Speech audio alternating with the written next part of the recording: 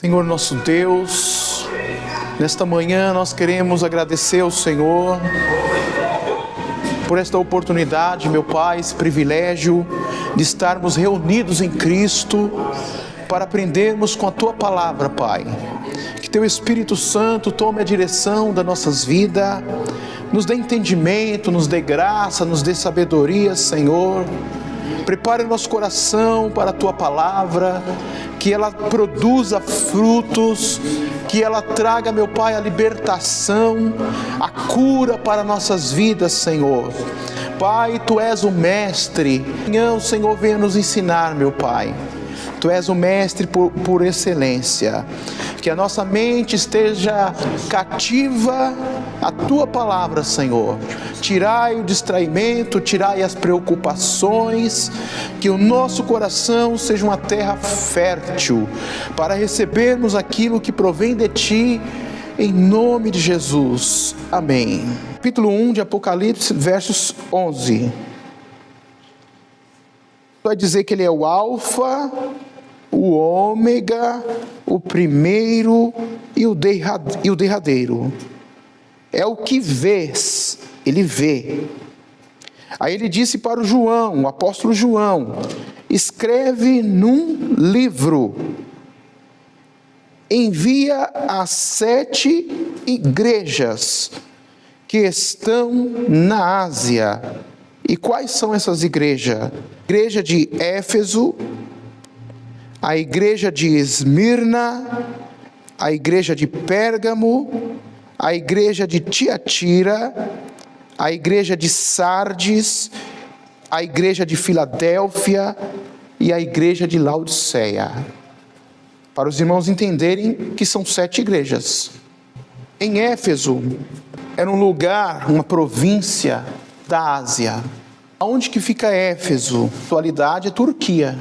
Local, né? A geografia. O que era essa cidade de Éfeso? Era uma cidade terrível. Precisava muito do evangelismo. Precisava muito da pregação do evangelho. Era um povo completamente perdido. O que tinha nessa cidade de Éfeso? Tinha feitiçaria, tinha artes mágicas, encantamentos e livros de magia. O império das trevas em Éfeso. Neste local, Satanás estava atuando. Era o lugar da bruxaria. Era o lugar dos bruxos, das bruxas e dos feiticeiros. E João, ele foi deportado para a ilha de Pátimos. Ele foi preso. E por que ele foi preso? Ainda no capítulo 1, verso 9. Por que que o apóstolo João foi preso? Por que que ele foi levado para a ilha de Pátimos? O verso 9 nos mostra: eu, João, que também sou irmão e companheiro na aflição, e no reino, e na paciência de Jesus Cristo, estava, aonde que ele estava? Na ilha chamada Pátimos. Por que que o apóstolo João chegou na ilha de Pátimos? O verso diz, irmãos, por causa da palavra de Deus, por causa do testemunho de Jesus Cristo, porque ele servia ao Senhor Jesus. Ele foi preso, ele foi perseguido e foi levado para essa ilha de Pátimos para ser prisioneiro. Em Pátimos, ainda prisioneiro, Deus trouxe a revelação para o servo de Deus. Mesmo preso, foi ali que Deus entregou a revelação para ele. O Senhor Jesus disse: escreve isso. Aí veio a revelação de Deus para o apóstolo João. Por que Jesus pediu para ele escrever? Porque essas cartas seriam enviadas para as 7 igrejas da Ásia. Cada carta para a sua igreja na qual mencionamos. As igrejas precisavam de ouvir a mensagem do Senhor através das cartas. E Deus usa o teu servo apóstolo João. Agora sim, chegamos no capítulo 2. E estamos nesta primeira carta à igreja de Éfeso. O Senhor pediu para ele escrever no versículo 1, foque no versículo 1, e Jesus disse que na sua mão direita, ou seja, na Bíblia dos irmãos pode estar escrito na destra. Como é que está na Bíblia dos irmãos? Mão direita ou destra? Minha está destra. Todos? Mão direita, minha está destra. Na Bíblia da Karina está escrito mão direita. O que Jesus tem nas mãos? 7 estrelas. 7 estrelas, irmãos. Jesus tem em suas mãos. E ele anda no meio dos 7 castiçais de ouro.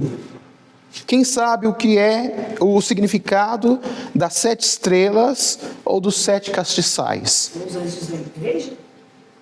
Oi? Representa os 7 anjos da igreja? Ou não? A irmã diz 7 anjos a igrejas. Qual o significado de 7 estrelas ou 7 castiçais? Os 7 castiçais deve ser esse. É que eu aqui falar 7 estrelas são os anjos da igreja. E os 7 castiçais são vistos como as... É isso mesmo. Representa 7 igrejas. Um representa o anjo, o outro representa as 7 igrejas. Tanto os 7 castiçais como as 7 estrelas, que está nas mãos de Jesus, representa a igreja do Senhor. Essas 7 igrejas. Jesus está dizendo que está nas tuas mãos a sua igreja. Eu tenho o meu povo nas minhas mãos. Eu tenho cada líder espiritual nas minhas mãos. No controle de Jesus. Governado por Jesus, guardado por Cristo. Então, está nas mãos de Jesus. É o significado de 7 estrelas. E é o significado também de 7 castiçais. Estrela representa 7 igrejas. Que Jesus tem cada igreja em tuas mãos. E cada líder espiritual. Fala do cuidado, fala da proteção do Senhor Jesus. E os 7 candeeiros também. Está escrito ainda no verso 1, que Jesus anda no meio. Ou seja, ele controla e ele vê. Jesus está no meio do seu povo. Ele anda no meio da igreja. Se as pessoas tivessem temor e ouvissem com cuidado esse versículo, que Jesus está no meio da igreja, se batesse um temor de verdade no coração dos irmãos, seria totalmente diferente. Jesus está no meio do seu povo. Ele anda, ele vê, ele contempla. Por isso que tem pregador que Deus usa e fala: igreja, Jesus está em nosso meio. E o povo desacredita. Desapercebido. Quer ver. Às vezes ele está só lendo, falando. Né? Cadê o temor? Cadê o respeito? Igreja, Jesus está aqui em nosso meio. Não acontece nada. Não tem temor. Não acredita? Não tem reverência, não acredita. O que precisamos de fazer para a igreja acordar e crer que Jesus está em nosso meio? Que Ele anda, que Ele fala, Ele observa, Ele governa, Ele conduz, Ele tem autoridade. Então Jesus está dizendo para o apóstolo João: eu estou no meio do meu povo, eu estou conduzindo cada líder da igreja.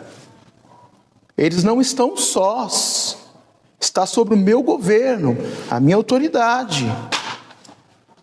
E eu tenho cada igreja na palma das minhas mãos, nas mãos direita, na destra, de castiçais, de ouro ainda, representando a realeza. E a revelação e a carta era para quem? Para cada líder de cada igreja. Versículo 2, irmãos. Conheço tuas obras. Ele conhece. Ele é onisciente. Jesus conhece tudo que façamos. Tudo. Conhece o que se passa na nossa mente, no nosso coração, no nosso interior. O que fazemos no nosso quarto, o que fazemos na rua, o que fazemos no emprego. Nada está oculto diante dos olhos de Deus. Ele diz que Ele conhece as obras. E o teu trabalho e a tua paciência, que não pode sofrer os maus, e puseste à prova os que dizem ser apóstolos e o não são, e tu achaste mentirosos. No começo da sua fé, eles tinham uma sã doutrina, um povo de oração, um povo que amava verdadeiramente o Senhor Jesus, dedicados à obra do Senhor, servia a Deus com integridade. É o começo da fé, é o primeiro amor. O que acontecia na igreja de Éfeso? Tinha falsos apóstolos, tinha falsos irmãos, que tentava trazer outra doutrina, outro ensinamento. Falso profeta? Falsos profetas. Exatamente, irmão. Falsos profetas, falsos irmãos, que traziam outros ensinos. Falso também. Para tentar contaminar o povo de Deus. Eles combatiam. Quando entrava alguém na igreja desta forma, eles vinham com a palavra de Deus e combatiam essas heresias. Eles não deixavam entrar, influenciar os irmãos, de forma alguma. Eram firmes na fé. Eram homens e mulheres de oração, fiéis ao Senhor. E combatia todas essas heresias. Então, no começo, Jesus elogia essa fé. Jesus elogia essa igreja de Éfeso, porque tinha uma doutrina sã, a palavra pura, o evangelho de Jesus sendo anunciado. Então, no começo, nós vamos ver que teve elogio, mas depois vai ter a repreensão. No começo, Jesus elogia, mas depois ele repreende, porque eles começaram bem. Talvez seja cada um de nós, começamos muito bem, cheio de fé, cheio do Espírito Santo, com temor de Deus, era comedores de Bíblia, lia a Bíblia 2, 3, 4 vezes, orava na madrugada, jejuava 3 vezes na semana, 4 horas de oração, adorava ao Senhor com 10 hinos por dia ou mais. Talvez representa cada um de nós no começo da fé. Quem era a igreja de Éfeso? Combatiam a falsa doutrina. Jesus quer usar tanto os líderes como nós para combater as heresias. Esses falsos profetas, essas mentiras, esses enganos. Enganar o povo de Deus. Mas nessa igreja, não, os irmãos não eram enganados. Porque tinha sã doutrina. Por que nós somos enganados? Que abandonamos a sã doutrina. Por que nós somos enganados? Falta discernimento espiritual. Falta muita oração, muito jejum, muito propósito, muita comunhão com Deus. Nós devemos combater esses falsos ensinos, falsos profetas, tudo que é de engano na obra de Deus e que vier contra nossas vidas, nós temos por obrigação combater. Deus vai usar cada um de nós. Eles sofriam pelo amor de Jesus, mas tinha paciência. Eles trabalhavam em prol do reino de Deus. E não te cansaste. É o começo da fé. Cheio de fé, cheio de graça, cheio de força, cheio de ânimo, cheio de vigor, cheio de alegria. Cada um deles era um gigante na fé. Cada um deles. Começaram muito bem. Estavam no caminho certo. Agora começou a repreensão. Em um dado momento, eles foram se esfriando. Foram abandonando a sã doutrina. Não buscava como outrora, diminuiu o período de oração, diminuiu o período de adoração. Então veio a repreensão do Senhor Jesus, no versículo 5. Eles foram abandonando aos poucos, deixando aos poucos. Aonde começou o desânimo? Em que momento vocês perderam o foco? E pratica as primeiras obras. Jesus fazendo um chamado para eles voltarem, para se arrependerem. É um chamado para o arrependimento. Voltem a praticar as primeiras obras. Voltem a me servir. Voltem a ser um gigante na fé. Voltem a praticar a sã doutrina. Voltem a combater os falsos apóstolos e profetas. Te virei. Eu estou vindo. E tirarei do seu lugar o teu castiçal, se não te arrependeres. Agora é a repreensão de Jesus, no versículo 5. Um chamado para o arrependimento. E se eles não se arrependerem, aí virá o juízo de Deus. É um tempo, é uma oportunidade que Jesus está dando. É um chamado de Jesus para o arrependimento. Observe, irmãos, que tem um tempo, para se arrepender. Ainda dá tempo. É isso que Jesus está gritando nos nossos corações nesta manhã. Ainda há tempo. Arrependam e volte. Essa mensagem para nós, de voltar e se arrepender. Eu estava dizendo para eles recordar o estado espiritual anterior, como que eles eram. Mudar de atitude, voltar a agir com a mesma devoção. Tens, porém, isto, que odeias as obras dos nicolaítas, as quais eu também odeio. Os nicolaítas eram esses falsos profetas que traziam falsos ensino, heresia para infiltrar no meio do povo de Deus. Os nicolaítas. Eu aprendo que nós devemos odiar aquilo que Jesus odeia. Eu odeio a mentira, eu odeio a fofoca, eu odeio o aborto. Tudo que Jesus odeia, nós devemos odiar também. Então, o que eles praticavam? Os nicolaítas: heresia, libertinagem, idolatria, mentira, imoralidade sexual e obras da carne. Jesus odiava essas práticas dos nicolaítas. E nós devemos odiar também essas obras. Quem tem ouvidos, não é só ouvir. Ouvir o que foi dito por Jesus. Ao que vencer. Olha a promessa, para quem vencer. O que vai acontecer? Vai comer da árvore da vida, que está no meio do paraíso de Deus. Promessa de vida eterna. De vida plena e comunhão eterna com Cristo.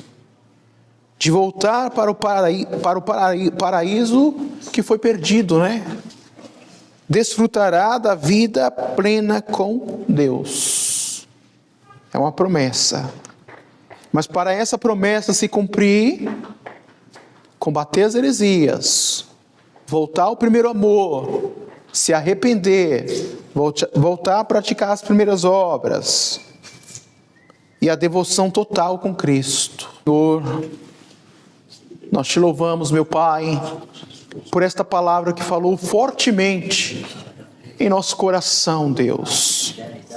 Nos dê força para voltarmos. Ajuda a nossa incredulidade, a nossa falta de fé.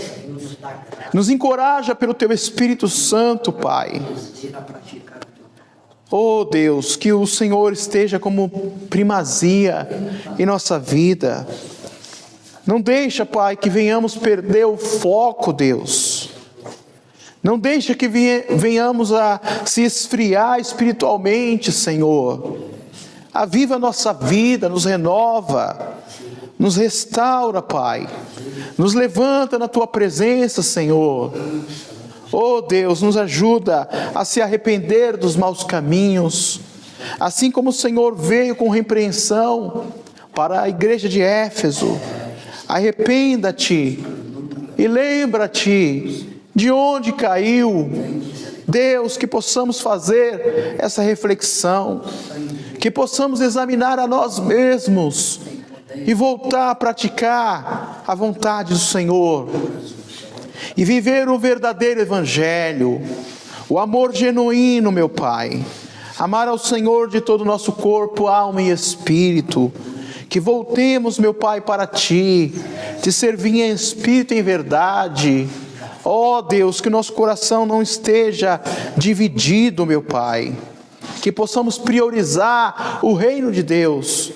Para quem vencer, diz a Tua palavra, herdará da árvore da vida, herdará o paraíso do Senhor. Para quem vencer, nos ajuda a vencer as obras da carne. Nos ajuda a vencer a idolatria. Nos ajuda a vencer os falsos ensinamentos. Nos ajuda a vencer, meu Pai, as obras das trevas.